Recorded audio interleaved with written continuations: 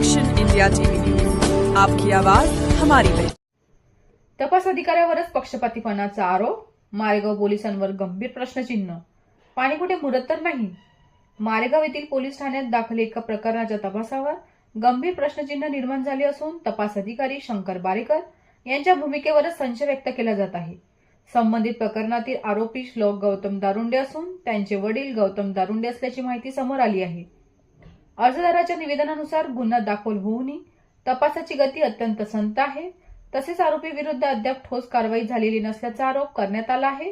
विशेष म्हणजे तपास अधिकारी शंकर बारेकर यांच्याकडून अपेक्षित ती निष्पक्ष व कठोर कारवाई होत नसल्याची तक्रारही पुढे आली आहे।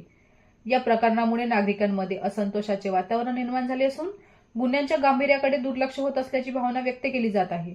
त्यामुळे या प्रकरणाचा निष्पक्ष तपास व्हावा यासाठी स्वतंत्र अधिकाऱ्यांची नियुक्ती करण्याची मागणी जोर धरत आहे।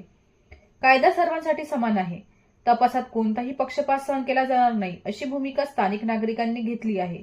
जर प्रशासनाने तातडीने योग्य पावले उचलली नाही तर या प्रकरणावरून मोठ्या आंदोलनाची शक्यता व्यक्त केली जात आहे। आता या गंभीर आरोपांचे वरिष्ठ पोलीस अधिकारी दखल घेऊन पुढे काय निर्णय घेतात याकडे सर्वांचे लक्ष लागले आहे। सहसंपादक कुणाल पेंदोरसह मारेगाव तालुका प्रतिनिधी संतोष पिपराडे।